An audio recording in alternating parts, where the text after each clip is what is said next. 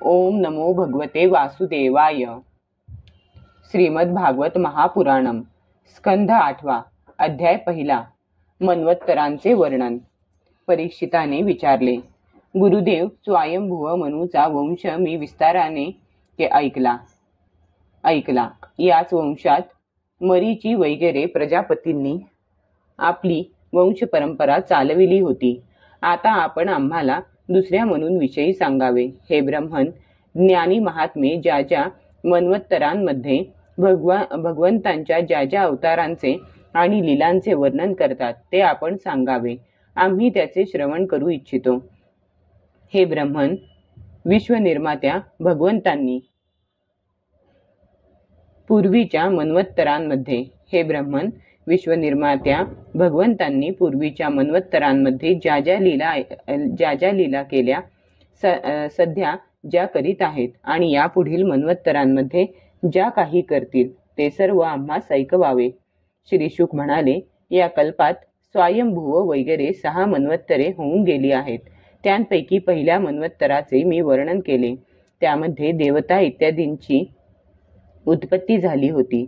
स्वयंभुव मनूची कन्या आकुतीपासून यज्ञपुरुषाच्या रूपाने धर्माचा उपदेश करण्यासाठी आणि देवहूतीपासून कपिल मुनींच्या रूपाने ज्ञानाचा उपदेश करण्यासाठी भगवंतांनी त्यांच्या पुत्र रूपाने अवतार घेतला होता। परीक्षिता, भगवान कपिलांचे वर्णन मी या आधीच 3ऱ्या स्कंधामध्ये केले आहे।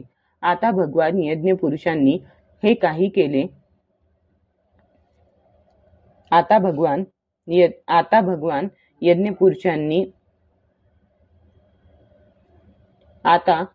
यज्ञपुरुषांनी जे काही केले त्याचे वर्णन करतो। भगवान स्वयंभुव मनू सर्व विषयभोगांपासून विरक्त होऊन राज्यत्याग करून पत्नी शतरूपे बरोबर तपश्चर्या करण्यासाठी वनामध्ये निघून गेले। परीक्षिता, सुनंदा नदीच्या काठी त्यांनी जमिनीवर एका पायावर उभे राहून 100 वर्षेपर्यंत घोर तपश्चर्या केली। त्यावेळी ते दररोज भगवंतांची अशी स्तुती करीत। मनू म्हणत, ज्यांच्यामुळे या विश्वाला चैतन्य प्राप्त होते, परंतु हे विश्व ज्यांना चेतन करू शकत नाही, जे हे विश्व झोपी गेल्यावर सुद्धा जागे असतात, ज्यांना हे विश्व जाणू शकत नाही, परंतु विश्वाला जे जाणतात तेच हे परमात्मा, हे संपूर्ण विश्व आणि या विश्वात राहणारे सर्व चराचर त्या परमात्म्यानेच ओतप्रोत भरलेले आहे। म्हणूनच मनुष्याने संसारातील कोणत्याही पदार्थाविषयी मोह न ठेवता ते ईश्वरार्पण करून त्याने दिलेल्या वस्तूंचा जीवन निर्वाहासाठी उपभोग घ्यावा आणि कोणाच्याही धनाचा लोभ करू नये। भगवंत सर्वांना पाहतात, पण त्यांना कोणी पाहत नाही। ज्यांची ज्ञानशक्ती अखंड आहे, त्या सर्व प्राण्यांच्या हृदयात राहणाऱ्या असंग परमात्म्याला शरण जा। ज्यांचा आदी अंत किंवा मध्य नाही, त्यांना कोणी आपला नाही की परका नाही, कोणी बाहेर नाही की कोणी आत नाही, तेच विश्वाचे आदी अंत मध्य, आपले परके बाहेर आत असे सर्व काही आहेत। ज्यांच्या सत्तेमुळेच विश्वाची सत्ता आहे, तेच सत्य परब्रह्म आहेत, तेच परमात्मा विश्वरूप आहेत। त्यांना अनंत नावे आहेत, ते सर्व शक्तिमान सत्य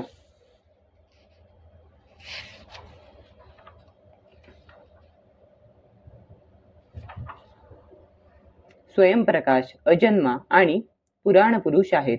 आपल्या शक्तिरूप मायेने तेच जन्म वगैरेंचा स्वीकार करतात आणि आपल्या विद्याशक्तीने त्याचा त्याग करून निष्क्रिय सत्स्वरूप मात्र राहतात। ऋषी नैष्कर्म्य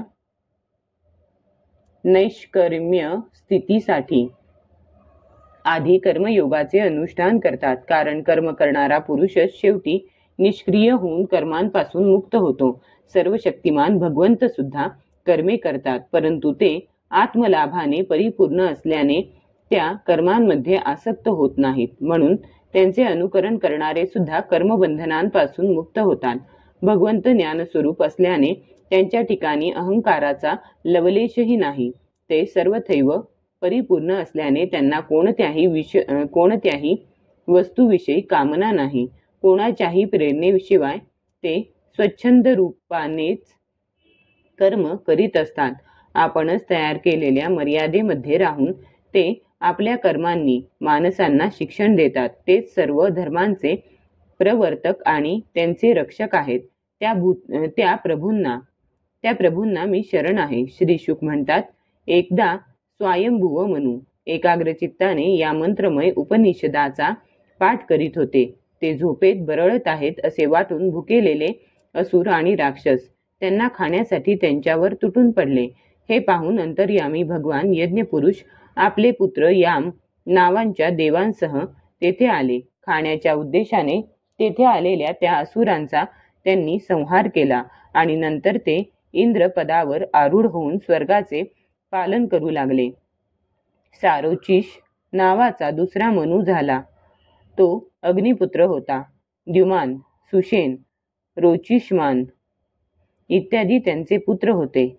त्या मन्वत्तरात इंद्राचे नाव रोचन होते. तुषित इत्यादी देवगण होते. ऊर्जस्तंभ इत्यादी वेदवेत्ते सप्तर्षी होते. त्या मन्वत्तरात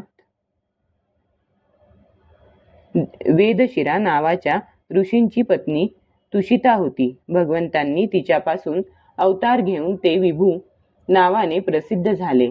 ते आजीवन ब्रह्मचारी राहिले.